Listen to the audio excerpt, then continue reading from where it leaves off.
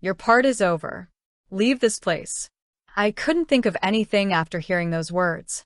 There was no one in the room when I got home from work. There was not even a sign of the time I had spent making my life there. We need a bigger room because I'm moving in with Howell. We're going to sleep in your room. Like every other day, I got home late that day after working extra hours. It was hard for me to drive back to the house. I was finally ready to chill out, but when I walked in, I stopped moving. The door to my room was only half open. Everything inside was gone when I went inside. The closet, shelves, and bed were all gone. It was like there were no more signs that I had ever been there. My mom looked at me and gave a small smile while she watched TV in the living room. I took everything away from you. I looked at my mom as I stood there. What do you mean? It was so quiet that I almost couldn't hear myself. She seemed to understand it exactly, though. Howell and I are going to live together. We need a bigger room then. We're going to sleep in your room. She used too much slang. It was like I didn't really belong there in the first place. Asked again. Why did you decide all of this without asking me? Without taking their eyes off the TV? Her cool answer was, well, you don't need it anymore, do you? Your job is done. Leave now. I felt like someone dropped something cold and heavy into my heart at that very moment. It was the next day after I finished paying Crystal's college bills. How much had I given up and worked so hard for up until now? Okay, that was all I said. Before I even asked where my things were, I walked to the front door. The only thing left in the hallway was a picture of my dad's tribute. I took a quick look at it. The wet air and quiet of the night were all around me when I opened the door. I had to leave that house right away. I took my first step with that one thought and my phone rang. It said Crystal on the screen. It was too good of a time and I thought about it for a moment. Her happy voice came through when I answered. You're not going to believe what just happened, big sister. I took a deep breath and spoke in a calm tone. What is it? I'm going to get a scholarship because I was chosen as an excellent student. Great, isn't that? I almost cried. It was really great news. I really liked her and was proud of her. I didn't feel like the time and help I had given her had been lost. However, there was something even more strange about hearing it now. That's great. Really? My voice was shaking a little, but I tried to sound normal. Hey, big sister. What happened? Yes, I did. I just left the house. I don't think I'll go back. What? The other end of the line was dead silent. I gave a short explanation of what happened. The fact that someone else used my room without my permission. I was standing there with nowhere to go after my mom told me, your role is over. There was silence for a while. She finally spoke, but her voice was rough. That's terrible. It's okay now. I don't want to stay in that house anymore, even if it means getting tired. Congratulations on the scholarship. You worked hard, sister. I want to live with you. From now on, it's my turn to help. I don't want you to be alone. What she said almost made me cry. I always saw her as a child who didn't understand anything. I thought it was normal for her to be spoiled, and I thought I had to be there for her. But she had started to grow up without me realizing it. I haven't called them yet, but I'm thinking of going to see my dad's parents. I don't even know Grandpa and Grandma very well. The last time I saw them was at my dad's funeral. We haven't talked since then, so I don't know how things are now, but I think Grandpa and Grandma would take me in. At the very least, they wouldn't be like, Mom. I'll also go. I need to go. Crystal's voice was strong, and I think it was the first time I'd ever heard her talk like that. I looked up at the sky. Then I'll come get you tomorrow. Start packing your things. That made my chest tighten. I hung up the phone and took a deep breath. The air I let out blended into the night's silence. I started to walk, not to play someone else's part, but to take back control of my own life. That night, I stayed at a cheap hotel nearby. I couldn't think about anything, so I just fell asleep. Luckily, I didn't have to work the next day. I couldn't sleep right away, so I thought about my dad's death when I was 24. It was such a sudden and abrupt heart attack that I couldn't process any of it.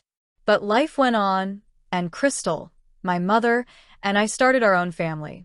I worked as a financial analyst, and my days were filled with numbers and market pressure. It wasn't easy, but the money was stable. My mother worked part-time, but her earnings were so low that they couldn't cover our living costs. I felt like I had to help her every time she told me, "You're the only one I can rely on. Otherwise, I wouldn't be able to be a good dad replacement."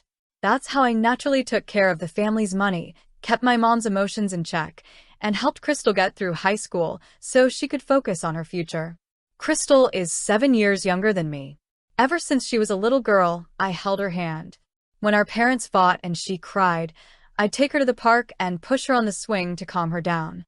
She would always cling to my sleeve and call me sis.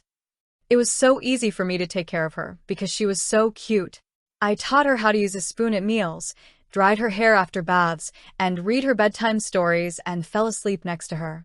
When the house was tense, seeing Crystal smile was enough to calm me down. When I saw her with her school backpack on for the first time, it was like I was seeing my own child grow up. I felt more like a little mother protecting her than a sister. Crystal was happy and friendly, so everyone liked her. Her mother adored her and spoilt her endlessly. Even when she started high school, she kept telling her, "Crystal's still young. I'll let her enjoy herself." And she did. Some of the things they bought with their money were a smartphone, trips, and concert tickets. I, on the other hand, never went on trips, didn't own any luxury items, and spent almost all of my money on the family.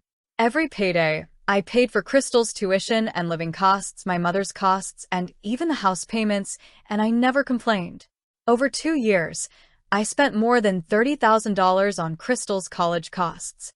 Instead of being thankful, my mother acted like it was normal.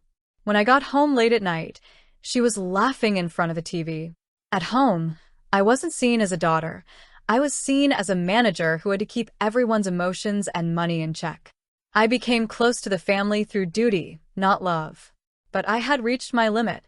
I still didn't want Crystal to feel too much grief over the death of our father, so I decided to stay, at least until she graduated. Around that time, my mother began bringing a man named Howell into the house. At first, she said they were just having dinner together, but as time went on, he started coming over more often. Before I knew it, he was hanging out like it was his house, and he and his mother were quietly getting ready to move in together without me knowing. I never liked Howell very much. The way he talked made me feel like he looked down on other people. He always seemed to be trying to bring us into Mother's world, which I couldn't stand. But Mother was crazy about him.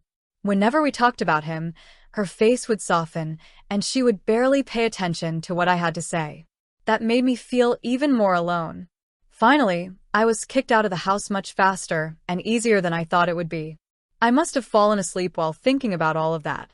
The next day, Crystal and I went to our grandparents' house. As I stood at the front door, my chest tightened. It had been years since I had been there, and my father was still alive. We went on a trip together the summer after I graduated from college. I remembered him being really happy to see his parents again, while I sat next to him feeling a little awkward. The next time I saw my grandparents was on the day of my dad's funeral. When I rang the doorbell, I heard footsteps right away, and my grandfather walked in. Aurora. His eyes widened, then softened into a gentle smile. Grandpa. It's been a while. Crystal's with you, too. What's going on? Come in. Come in. It's cold outside. Grandma ran out of the living room and embraced us. It had been so long. I'm so glad you both came. We were taken to the living room and given hot tea. The smell of old furniture and carpet surrounded us, making us feel at ease. On the wall was an old family photo of my dad when he was younger, which made us feel both nostalgic and far away. Our grandparents were so happy to see us, and their eyes seemed to understand everything before we even said a word. You must have been through a lot. You don't have to talk about it if you don't want to, but this is your home, so don't hold back. Those words finally let go of something that was so tight inside me. Thank you so much. Crystal also bowed her head many times, her eyes filled with tears. The next few days were almost too calm, like the life we thought we knew was a lie. Grandma made a warm breakfast every morning, and Grandpa took care of the garden, saying, "Spending time like this really calms the heart." Crystal went to college during the day, helped with housework at night, and started working part-time at a nearby cafe on the weekends. Her change was clear. The sister, who had been spoiled by our mother and had taken my help for granted, was now taking on some of the load herself. I was surprised and a little proud. One night after dinner, we were having tea with our grandparents when Grandma brought up something out of the blue. Also, it's about your dad's inheritance. We got official notice of it too, but your mom told us that you and your sister had given up your share, so we were completely sold. Gave up our share? I asked, accidentally raising my voice, and Crystal put down her teacup. We were never told anything about that. We didn't even know there was an inheritance, let alone agree to give it up. I see. I thought so. Grandpa let out a small sigh. It seemed strange. You both loved your dad so much. I couldn't believe you wouldn't want anything from him, but we believed your mom. I asked my grandparents right away if they still had the paperwork from that time. They took out a stack of old papers from the cellar. Inside, we found a copy that said Intendential Waiver Agreement. It had my name and Crystal's name on it, along with some strange signatures. This is a fake. We've never seen this document before. I forced the words out. Grandpa and Grandma were quiet for a while. No one said anything for a while. It was Crystal's voice, which is usually soft and kind, but now it was firm with anger. She forced you to do everything she wanted, and now she's taken Dad's inheritance. That's not family. I bit my lip. I think some part of me still wanted to believe in her, but this was the last straw. She used our father's death to get what she wanted, and I will sue her. When I said those words, my voice sounded strangely calm and clear. She took Dad's inheritance without permission and faked our signatures. I will let everyone know about it. Our grandparents looked shocked but agreed firmly. If that's what Aurora wants, we'll help in any way we can. Crystal held my hand and said, I'll fight with you. That night, I couldn't sleep in the quiet room. I could hear a clock ticking in the distance, quietly telling time. As I stared at the ceiling, I thought about my life up to that point. I realized that I had always been holding back something, always putting someone else's wants behind my own. I tried to believe that suppressing my feelings and giving up what I wanted was the right thing to do, and that it made me strong, but maybe I was wrong. I finally understood something. Standing up for myself is okay, and it's not selfish at all. I made the right choice by coming to this house, where there are people who will always be there for us and give us warmth that words can't describe. That's why I chose to act. The next morning, I got up and took off right away. My first stop was a law office. I sat down in front of the female lawyer I had made an appointment with, took a deep breath, and began to explain everything. My father had died 5 years before. Soon after, my mother said that my sister and I had given up our rights to the inheritance, but neither of us had ever said anything like that.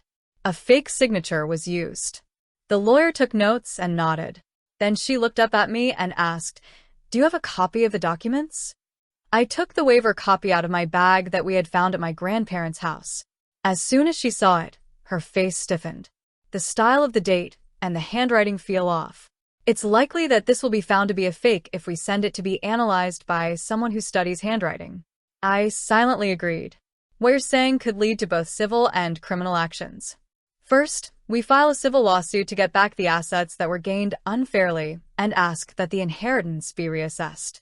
Forgery of signatures is also possible, so we can also file a criminal complaint for forgery of documents and alteration of private documents. As I listened, I noticed how calm I had become. The anger and sadness were gone, and the only thing that was driving me now was the belief that I had to do something about this. Please let everything be known. To move forward, I got the necessary papers together, including a family record from that time and a copy of my father's death certificate. My grandparents also helped by looking for a will. There wasn't one, but they did find some letters and notes my father had written while he was still alive. One of them had a message on it. "I want my daughters to live their own lives with peace of mind." That night, I put all the evidence I had gathered on the living room table at my grandparents' house. Crystal sat next to me and looked at it all quietly. "I never knew. I didn't realize you were carrying so much," she asked. "I did it myself, but now I want to end it. I don't want someone else to change Dad's memory or our lives anymore." Crystal that night didn't look like the little sister I used to know. She had changed from someone who needed to be protected to someone who wanted to help out. A few days later, The lawyer called to let me know that the lawsuit had been filed and that the complaint had been sent to our mother. The civil suit had begun, but we didn't hear from her at all. Not one angry call, cry, or apology. I didn't argue with her. I knew she had never seen us as family, only as something to control. I took a short break from work at the time because I wasn't in the right frame of mind to concentrate. This legal battle felt like a fresh start for my life. As I continued to get ready for the lawsuit, I slowly began to feel like myself again. The smell of Grandpa's coffee in the morning. The time I spent in the garden picking tomatoes with Grandma. Every dinner Crystal tried to make failed. It was so different from a life I had known, where I was just trying to stay alive. One night, after my grandparents went to bed, I sat alone in the quiet living room and looked at a picture of my dad. Dad, was this the right thing to do? The words I whispered faded into the background. I knew in my head that suing my mother was the right thing to do, but I was still unsure. Was it really okay to take your own family to court? I looked at my dad's kind eyes in the picture and silently asked him, "What would you have done, Dad?" I was stuck between what I knew was right and what I still wasn't sure about, so I just sat there and thought about him. Soon, the truth would be told in court. But it wasn't about getting back at someone or running away from the past. It was just about taking back my own life. Finally, I reached the starting line. On the day of the trial, I took a deep breath and walked into the courtroom. Even though it was my first time in a place like this, my legs didn't shake. My lawyer was sitting next to me, and my grandparents and Crystal were sitting behind us. Knowing that someone was watching over me made me feel strong. After a few minutes, my mother walked into that room. She was dressed in a fancy suit, but her skin looked pale, and as soon as we looked at each other, she quickly turned away. The case went on steadily. The lawyer showed us the fake inheritance waiver agreement and analyzed its handwriting. He then said that my mother had taken all of my father's assets on her own and couldn't explain what she did with them. The lawyer wrote out these facts clearly and precisely. My mother's lawyer tried to defend her by saying, due to confusion within the family, the waiver had to be processed quickly, but his words were weak. Did your girls know about this process? The judge asked, and I gave a clear answer. No, neither my sister nor I have ever seen that document. The signatures were fake. The judge asked, how do you feel about the inheritance right now? I thought about what I would say, and then spoke calmly. My father worked his whole life to make sure we could live with peace of mind. I don't want that goal to be changed for someone else's benefit. That's all. She stood up all of a sudden, and I did my best too. What was I supposed to do by myself after he died? Her voice echoed through the courtroom, but no one responded. The judge asked her gently to sit down, and she did. I closed my eyes and slowly let out a breath. Crystal took the stand as a witness. I noticed how much my sister gave up for our family and thought it was normal, but I had never heard of that waiver document. Crystal spoke while trembling, and the verdict was read near the end of the hearing. In this case, the defendant is guilty of unjust enrichment and document forgery. The court says the plaintiff should get paid, and the inherited property should be returned. At that moment, I felt like the tension in my back lifting. My mother had her hands over her face and was sitting still, staring down. No one was by her side. I didn't feel like I had won. That thought never crossed my mind. I turned to my grandparents and Crystal and gave them a small nod. When the trial was over, I chose to be independent and started living on my own.